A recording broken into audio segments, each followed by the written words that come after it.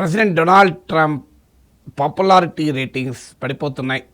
తాజాగా వస్తున్న పోల్స్ అయితే ప్రెసిడెంట్ ట్రంప్ అప్రూవల్ రేటింగ్ 40-43% మధ్యలోనే ఉంది. అమెరికాలో ప్రెసిడెంట్ అయ్యాక పాపులారిటీ రేటింగ్స్ పడిపోవడం ఏమీ అన్నేచురల్ కాదు. ట్రంప్ ఏం ఫస్ట్ ప్రెసిడెంట్ కాదు.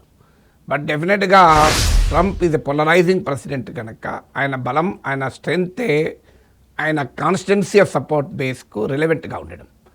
కానీ ట్రంప్ చేస్తున్న పనుల వల్ల ఆయనను ఏ సెక్షన్స్ అయితే సపోర్ట్ చేశాయో అవే డిజోన్ చేసుకుంటున్నాయా అనేటువంటి వాతావరణం కనబడుతుంది.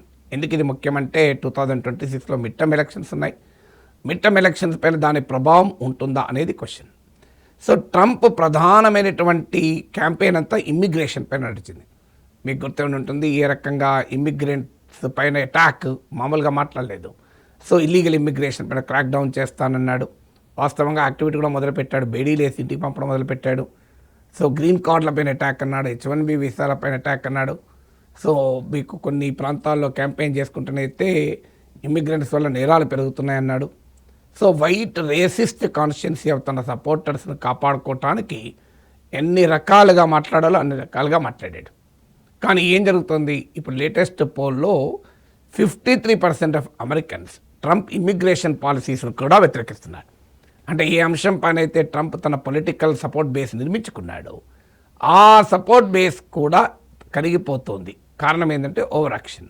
ఇప్పుడు యాక్షన్ వరకు సపోర్ట్ ఉంది, ఓవర్ యాక్షన్ వచ్చే వరకు సపోర్ట్ పోతుంది.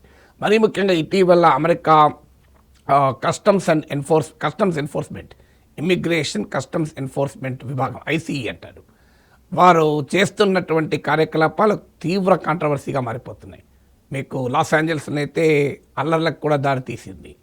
ఇప్పుడు తాజాగా మిన్నసోటా ఎక్స్పీరియన్స్ అమెరికాను కలిచివేస్తోంది. ఇద్దరు అమెరికన్ సిటిజన్స్ను ICE ఆఫీషియల్స్ కాల్పుల్లో చనిపోయారు. పిల్లల్ని కూడా అరెస్ట్ చేశారు. ఒక చిన్న పిల్లవాడిని కూడా అరెస్ట్ చేశారు. తండ్రిని అరెస్ట్ చేసే టైంలో మేము అరెస్ట్ చేయలేదని డిపార్ట్మెంట్ చెప్తోంది. కానీ అది పెద్ద సమస్య, పిల్లల్ని కూడా డిటైన్ చేస్తున్నారని. దాంతో ట్రంప్ ట్రెడిషనల్ సపోర్టర్స్ కూడా రియాక్ట్ అవుతున్నారు. ఇప్పుడు తాజాగా Tim Cook, Apple CEO react అయ్యాడు. ఇది చాలా హృదయ విదారకంగా ఉంది, గుండెలు పగిలేలా ఉంది అని టిమ్ కుక్, యాపిల్ CEO వ్యాఖ్యానించారు. ఇది హార్ట్ బ్రోకెన్ అని. శామ్ ఆల్ట్మెన్ ట్రంప్కు సలహా ఇచ్చాడు. డిపోర్టింగ్ ఇమ్మిగ్రెంట్ క్రిమినల్స్ వేరు, ఇది వేరు, ఇప్పుడు జరుగుతున్న వ్యవహారం వేరు అని.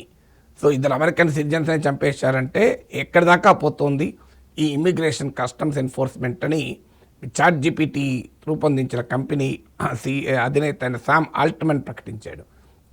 అలాగే మీకు ఇతర ట్రంప్ సపోర్టర్స్, అంటే ట్రంప్కు చాలా గట్టిగా సపోర్ట్ చేసిన ఆంథ్రోపిక్ CEO ఇలాంటి వాళ్ళు కూడా రియాక్ట్ అవుతున్నారు. అంటే these are all biggest supporters. ఇప్పుడు టార్గెట్, అమెరికాలో అతిపెద్ద రిటైల్ కంపెనీ, మైకెల్ ఫిడెల్కి అని, సో దాని CEO అవుతున్న వ్యక్తి, సో ఆయనకు కూడా తన అభ్యంతరం పెట్టేసి టెరిబిలీ పెయిన్ఫుల్ ఈ జరుగుతున్నది అని వ్యాఖ్యానించాడు. సో మీకు ఈ రకంగా ట్రంప్కు బాగా సపోర్ట్గా ఉన్నవారు కూడా వ్యతిరేకించడం అనేది మొదలుపెట్టారు. దీనికి కారణం ఏంటి అంటే టూ మచ్ ఏదైనా చాలా ఇబ్బందిగా ఉంటుంది. అందువల్ల ఇమ్మిగ్రేషన్ అనే అంశం పైన ట్రంప్ నిర్మించుకున్న సపోర్ట్ బేస్లో కూడా క్రాక్స్ కనబడుతున్నాయి. ఇక Trump make America great again, MAGA అనే సిద్ధాంతంతో ట్రంప్ తన సపోర్ట్ బేస్ నిర్మించుకున్నాడు. ఇప్పుడు మేక్ అమెరికా గ్రేట్ అగెయిన్ కాదు, మేక్ అమెరికా గో అవే అంటూ మాగాకు గ్రీన్లాండ్లో, యూరోప్లో ఒక కొత్త నిర్వచనం ఇస్తున్నారు. మీకు అమెరికాకు సన్నిహితంగా ఉన్నటువంటి మిత్ర దేశాలు వెళ్ళిపోవడం అమెరికన్లు కూడా జీర్ణించుకోలేకపోతున్నారు. ఇప్పుడు గ్రీన్లాండ్ అంశం పైన పోల్ జరిపితే మెజారిటీ అమెరికన్లు ట్రంప్ చర్యలను అంగీకరించలేకపోయారు. సో గ్రీన్లాండ్ పైన ట్రంప్ ఆర్గ్యుమెంట్స్ను కూడా అంగీకరించలేకపోతున్నాడు. ట్రంప్ నేషనల్ సెక్యూరిటీ ఇన్వోక్ చేసి తన గోల్డెన్ డోమ్ కొరకు గ్రీన్లాండ్ కావాలి అని, అమెరికన్ల దేశ భద్రత కొరకు నేను గ్రీన్లాండ్ అడుగుతున్నాను తప్ప మరొకటి కాదు అని చెప్పి ఒక నెరేటివ్ బిల్డ్ చేసే ప్రయత్నం చేసినా సగటు అమెరికన్లు అంగీకరించడం లేదు. అలాగే మీకు ఈ నేషనల్ సెక్యూరిటీ కాదు, గ్రీన్లాండ్ విషయంలో యూరప్తో డీల్ చేస్తున్న విధానాన్ని కూడా అమెరికన్లు అంగీకరించలేకపోతున్నారు. ఎందుకంటే అమెరికన్లు చైనా పేరు చెప్పో, రష్యా పేరు చెప్పో అమెరికా ప్రజల్ని ఈ ప్రొవోక్ చేయొచ్చు ట్రంప్, కానీ మిత్ర దేశాల పట్ల అనుసరిస్తున్న వైఖరి వాళ్ళకి అర్థం కావడం లేదు. ఇప్పుడు కెనడా అమెరికాకు చాలా సన్నిహిత మిత్ర దేశం, యూరప్ మిత్ర దేశాలు. సో ట్రంప్ అనుసరిస్తున్న వైఖరి వల్ల వీళ్ళందరూ చైనా వైపు వెళ్తున్నారు. నేను మరో వీడియోలో చెప్పాను, ఇప్పుడు British prime minister Keir Starmer, మీకు ఫిన్లాండ్ ప్రైమ్ మినిస్టర్ చైనాలో పర్యటిస్తున్నారు. నెక్స్ట్ మంత్ జర్మన్ ఛాన్సలర్ వెళ్తున్నారు. మీకు కెనడా ప్రైమ్ మినిస్టర్ మార్క్